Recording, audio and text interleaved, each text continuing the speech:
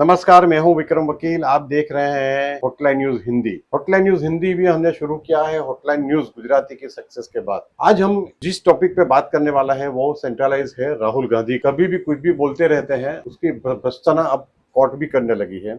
एक दिन पहले लखनऊ कोर्ट में जो केस चल रहा है उसके बारे में सुप्रीम कोर्ट ने ऐसा कहा है कि राहुल गांधी बोलने से पहले सोचना चाहिए, और राहुल गांधी की भर्त्सना की है कि भाई उन्होंने इंडियन आर्मी का इंसल्ट की है, अपमान किया है।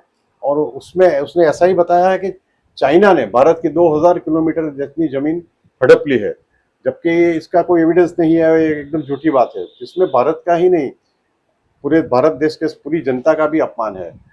इस बाबत पे हमारे साथ आज चर्चा करेंगे जाने माने पत्रकार किरीट भाई त्रिवेदी। किरीट भाई, आपका स्वागत है हॉटलाइन न्यूज हिंदी में। धन्यवाद। किरीट भाई, ये राहुल गांधी के दूसरा भी एक अभी स्टेटमेंट आया है जिसमें उसने बोला है कि Indian economy is dead economy, यानी भारतीय इकोनॉमी डेड हो गई है। जो ट्रंप ने बोला था वो ट्रंप की बात में हिंदुस्तान में सपोर्ट करने वाला एक राहुल गांधी ही है। जो बाकी के कांग्रेस के नेताओं ने भी उसकी भर्त्सना की है, जो ट्रंप की बात। बाकी के कम्युनिस्ट पार्टी है, जैसे कि तृणमूल कांग्रेस है, समाजवादी पार्टी है, वो किसी में उसका सपोर्ट नहीं किया ट्रंप को, सिवाय के राहुल गांधी। तो राहुल गांधी अभी लोगों की नजर में दिन ब दिन गिरते जाते हैं, ऐसा लगता है। वो दिन ब दिन गिरते जाते हैं उसके कृत्यों के कारण। उसके जो भी स्टेटमेंट आते हैं वो बिल्कुल बचकाना होते हैं। वो इंडियन आर्मी के ऊपर सवाल करते हैं। आर्मी के ऊपर सभी देशवासियों को फक्र है। ऑपरेशन सिंदूर के बाद लोगों में एक प्रकार का जुनून है और एक विश्वास जताया है लोगों ने सेंट्रल गवर्नमेंट के ऊपर, और खास करके आर्मी के बारे में ये बोलना ये बहुत ही गलत बात है। राहुल गांधी ने कहीं ऐसा भी बोला है, भारत जोड़ो यात्रा के दरमियान के गलवान में हमारे 20 सैनिक मारे गए और हम चाइना का कुछ नहीं बिगाड़ सके। यही मामले में लखनऊ कोर्ट में उसके खिलाफ एक मानहानि का केस दर्ज हुआ है, और यही मामले में अभी स्टे है उसके ऊपर। तो सुप्रीम कोर्ट ने ये बताया है कि आप अपने हिसाब से मन घड़त रीत से आप स्टेटमेंट मत दीजिए, और आर्मी के बारे में या किसी और के बारे में बोलने से पहले सोचिए। रही बात ट्रंप के स्टेटमेंट की, भाई इंडियन इकोनॉमी के बारे में ट्रंप जो भी बोले, वास्तविकता क्या है वो सबको मालूम है। आपकी 10 साल की 2004 से 2014 तक की जो गवर्नमेंट थी उसके अंदर हुए कार्य और उसके बाद में हुए कार्य लोग सब कुछ जानते हैं।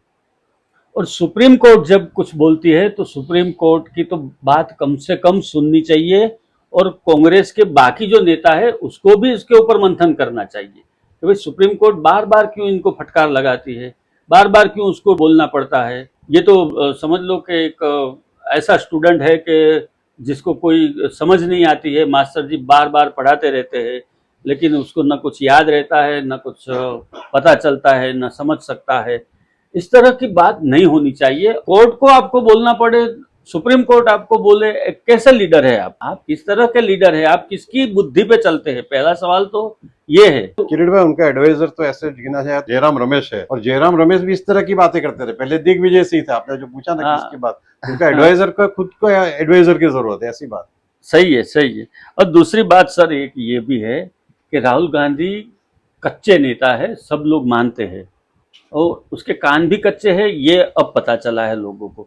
और दूसरी बात कि आप देश के 140 करोड़ लोगों का विश्वास आज जो है वो नेताओं से ज्यादा सैन्य के ऊपर है। ये समझ लेना चाहिए आपको। सैन्य के ऊपर लोगों को ज्यादा भरोसा है, ज्यादा विश्वास है। और उसके बारे में भी आप ऐसा बोलोगे चाइना ने, अरे भाई चाइना को जमीन 65, 62 और 65 के युद्ध में किसने दी? 65 और 62 के वॉर में चाइना को जमीन किसने दी? और फिर यही कांग्रेस बोलती थी कि वो तो बंजर जमीन है, वहां कुछ होता नहीं है, कोई धान नहीं पकता है, उस जमीन का क्या करेंगे? तो फिर ये इस तरह की बात करोगे तो कैसे चलेगा? और कोर्ट आपको फटकार लगा है तो किस तरह के आप नेता है? किसकी बात सुन के आप चलते हो, किसकी बात सुन के आप बोलते हो?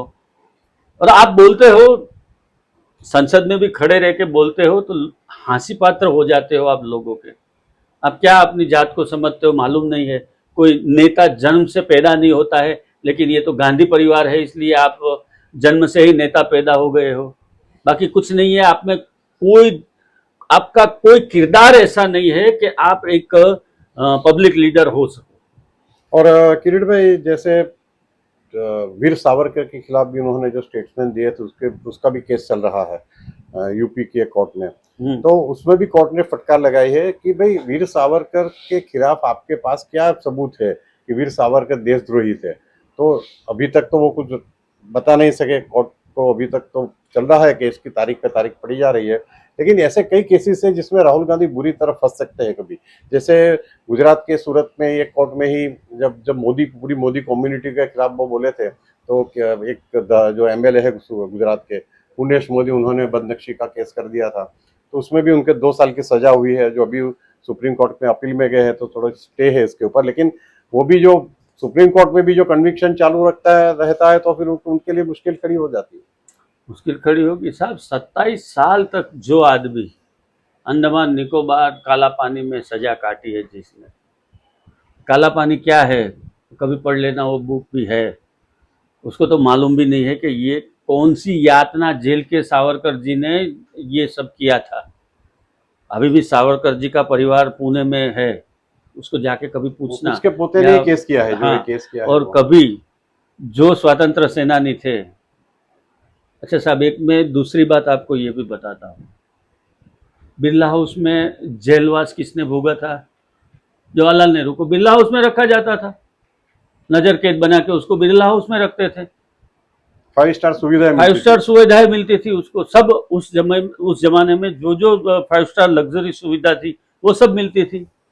और ये तो जितना आप सावरकर जी के सामने बोलोगे उतना नेहरू के ऊपर कीचड़ लोग उछालेंगे और आपके ऊपर भी उछालेंगे, क्योंकि 27 साल तक जिस आदमी ने जेल में रह के फिर भी नहीं झुका और बोलते हो वो भगोड़ा था या भाग गया, ऐसी बात भी बोलते हो आप। तो क्या बात करते हो यार, कुछ इतिहास का कोई ज्ञान नहीं है, वर्तमान में कहाँ हो वो मालूम नहीं है, और इस तरह के स्टेटमेंट देते हो, तो ये गलत बात है। और इसको किसी न किसी को, कोई कांग्रेसी तो जागो यार, इतने सारे कांग्रेसी हो, इतनी पुरानी पार्टी है आपकी। मैं तो कांग्रेस को वैसे भी 55 साल की पार्टी गिनता हूँ, क्योंकि नेहरू और गांधी वाली कांग्रेस तो मर गई थी, उसके बाद में इंदिरा गांधी वाली कांग्रेस जो है ये चल रही है अभी, और इंदिरा का वंशज जो है वो चला रहे हैं कांग्रेस को।